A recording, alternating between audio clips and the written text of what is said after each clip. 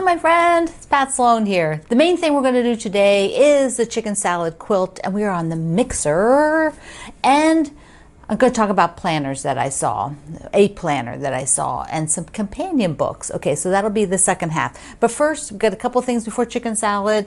I got the boo done from the spooky box. So this was in this exclusive spooky box, the pattern. You had to have the book, but I have a link below for the fabric line because it is so darling. I showed it to you in the jelly roll pieces the other day. So cute, so cute.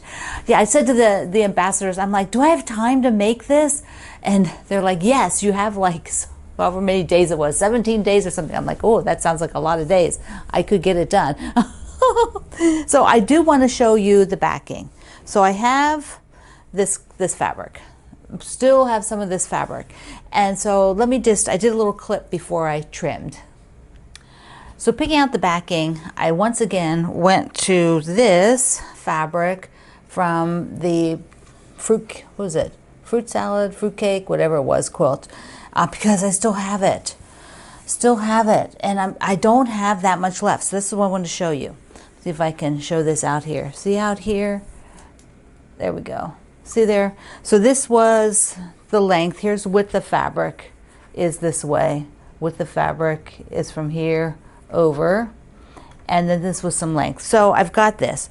And what I could do is there's a bit extra here too. Can you even see this now? So right here, there's a bit more than I need here, but I'm just going to leave that, and I'm going to go ahead and just take these awesome scissors and just cut across.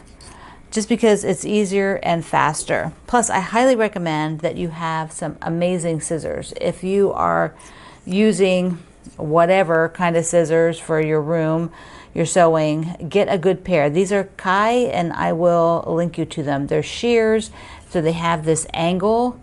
See the angle? And it's fabulous. Very ergonomic. So there won't be a whole lot left of this.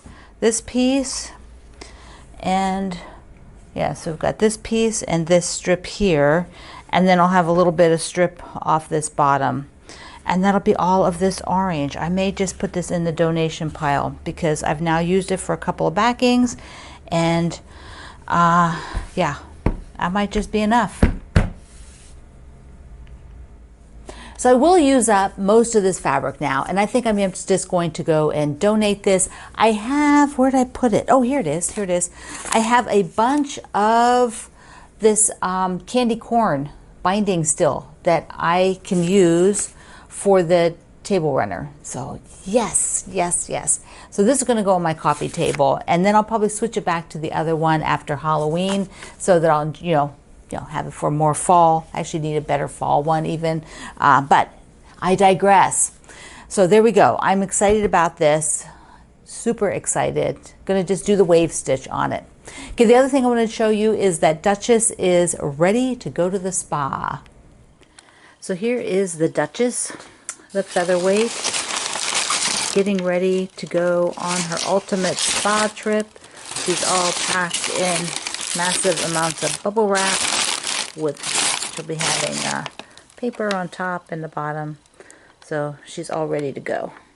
As I'm filming this, Greg is going back and forth over there on the other side, down the hallway, getting the box ready to go out tomorrow. So exciting, exciting. And if you missed the interview on Wednesday, or missed the intros on Wednesday of Marie and Jen, who are the two wonderful, wonderful friends that will be working on my featherweight to turn her into a red beauty, you can go back to the Wednesday video and take a look.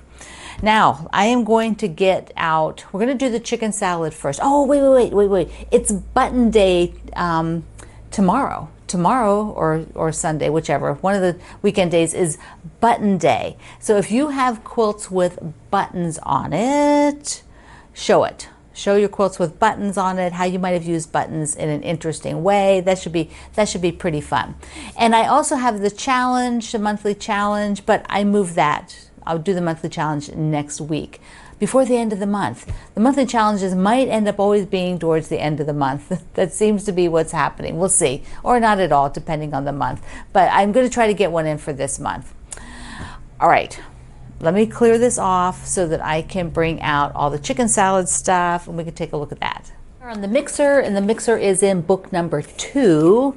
I love mixers. I have such a great memories, great love of mixers. Hand mixers, so it's a hand mixer, it's not a stand mixer. I do have the Candy Apple Red KitchenAid mixer, pride and joy, Candy Apple Red. So this is the mixer. Now I have to tell you before we start that when I was a kid, I learned to decorate cakes, and you had to make heavy-duty icing for cake decorating, and you couldn't really use those little hand mixers for heavy, because it's a heavy bound of shortening in decorator icing. And so one year for my birthday, I got a stand mixer when I was in high school. I was so excited so I could make the icing for my cakes. Oh my goodness. Okay, let's take a look at the fabric. All right. Oh wait, first, before we do the fabric, let's talk about the chicken if you are doing the chickens. This week it is Percy. Here's Percy, and there actually is the cross-stitch version of Percy. These apparently are coming out.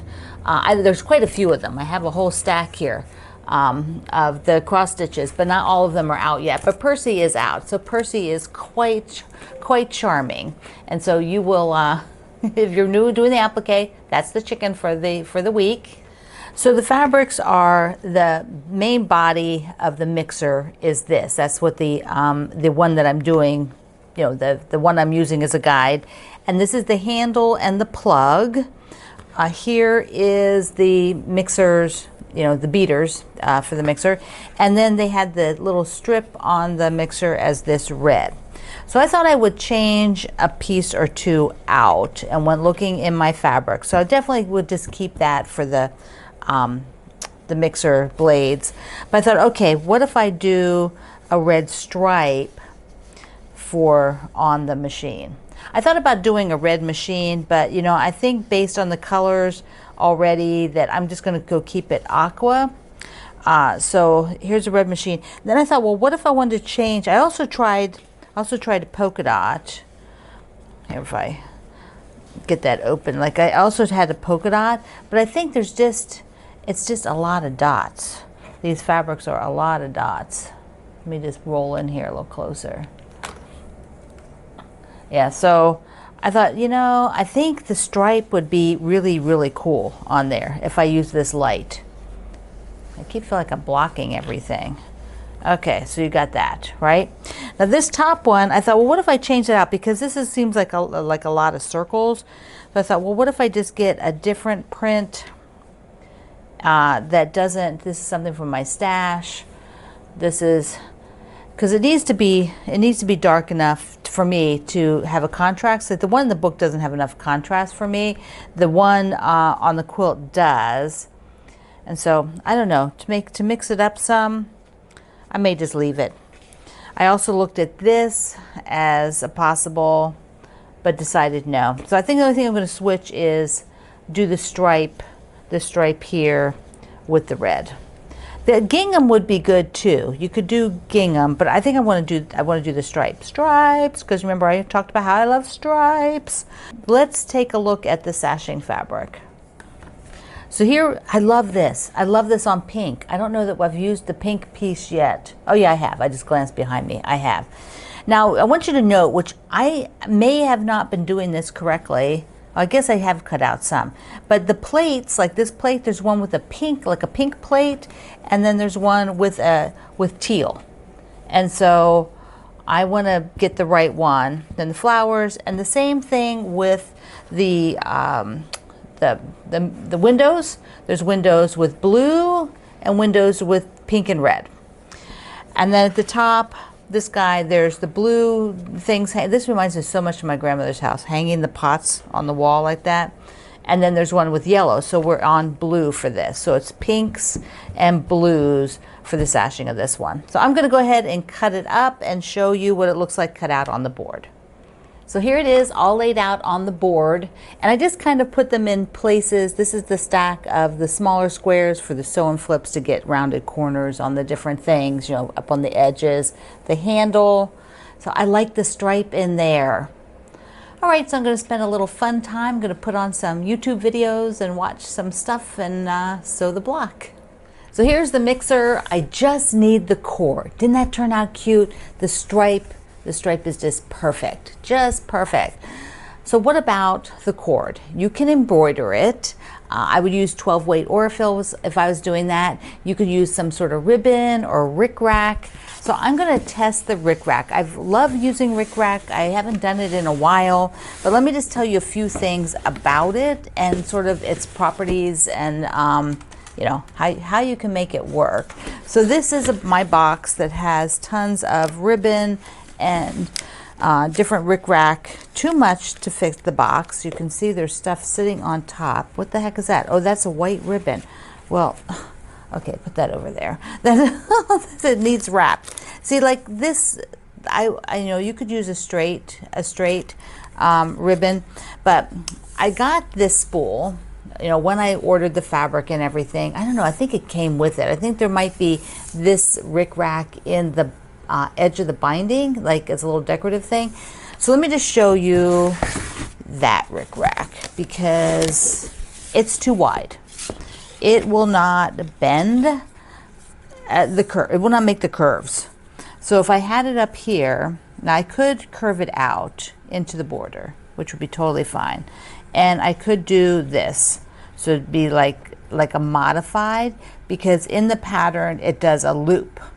You know, it comes down and does a loop and goes to the, you know, for the cord. So I could do something like this, but I probably would have to fold it. I'd have to make a fold to get it to do that curve because it's just too wide. What I have here is a little bit of baby rickrack, much smaller. Here's you can see the differences. See, much smaller, which means it's easier to control, easier to, you know, I could even keep it on the block. I don't mind it going off the block, but in the pattern, she embroidered it. And so she had a cute little loop like this, something along those lines, you know, to have the cord. And then of course, you know, that would not be there, but some sort of cute little loop thing like that. All right, so this is all poly rickrack. This rickrack's poly, and you can sew. I would sew a straight stitch just through the straight part here. I wouldn't try to do anything fancier. I would just be doing a straight stitch. Same with this. Now the baby rickrack's a lot more narrow, so you can see that it does not have the same curves that this large rickrack has. So it is much, you know, it is softer, much softer curving, and I would just sew down the middle of that. The deal is these are hard to adhere to the fabric. You can try glue, but most of the time the glue doesn't work, and so you pretty much be pinning it. I find that pinning it is probably the least frustrating, because if I go ahead and try to glue this, it doesn't stick. The poly just doesn't stick. And so I will pin it, and then I could do the loop or not. I could be like easy and do no loop, just have it curve, make a nice curve and come like that. So the other thing I have to do is I'll unsew right here and here so I can slip the end in there, because I didn't leave it open ahead of time. I should have. Then I could just put the end in there, because the ends are funky. They fray like this, and they're too small to turn under for me. And so it's just easier to put them in the seam and sew them down. All right, let me try to get this baby rickrack on here. So here's what I did. It's a bit tedious, but this is nothing pinned to the board because I need to pick it up to sew it. So I've opened this. This has now got an opening. Can't you see there? So I opened that, and up here. So I've put the rickrack in. I put a straight pin. I've pinned it, so you can see. I've pinned it not into the board, but I've done the pin comes up and out, and then I pinned it at this intersection, and then down at this curve. So what I'm going to do is just very slowly straight stitch. and keep control. And then I won't put this in until I get, I'll tuck it in like this when I get there, so that I can sort of manipulate the rickrack as I'm sewing. Okay, so that'll be easier to do while I'm actually there. Yeah, so there you go. So I will stick that in there. And then there's some prongs that need to be embroidered, so I will just embroider those. I'm not going to, the plug prongs. So there you go. Now, see, like I would like it a little softer, but I'll manipulate that there, like as I'm going, so that it gives a little bit more natural. There, that's cute. So I just wanted to show you, I started it. I'm just doing a little bit longer stitch, so because it's going through this thick poly rickrack, and I want to go very slow. I'm not going to show you the whole thing because I need two hands and to concentrate, but that's what I'm going to do. I'm just going to go really slow. I've got the open toe applique foot so I can see what I'm doing. I'm going to be rotating and just staying down the middle, pretty much the middle of that rickrack. And then before I get to this pin, because it's kind of lumpy, I will take the pin out and sort of keep the curve smooth and then do the whole thing. The cord wasn't that bad to do. It actually was not. The open toe foot, like I showed you, was key, so I could see everything, slowing down a little bit larger stitch length. And then just going and manipulating that cord. It came out pretty smooth. I'm really happy with it. So I'll do that little hand embroidery there. And then this, well, let me just move this over here. But you can see it'll be in here. So I can sew this across now, and I have to put then I can sew that to the row above, and we just have one more row and the border, which I'll be starting as soon as I can get the design wall back, which I will do this weekend. I don't have a video on Monday. I'm going to get the critter number 2 all together. So now let's look at an idea or what I found that I might use for my planner for 2024. And it started with these books called the 52 lists. And I have been aware of the 52 list for a long time. This is all by Moria Seal is the author, and she's done a series of these books. And they're quite cool, and I've never owned one. I've just sort of read about the project, and it's all about using a list once a week, 52 weeks of the year, to journal or write down or acknowledge or support yourself. And they have themes. And so let me just show you real quick, to show you sort of what I got. This one first, and calm wasn't exactly like I was expecting, so then I got happiness. Calm is more like if somebody has, some people have a lot of anxiety, they worry, they're worriers, those people, you may be that person.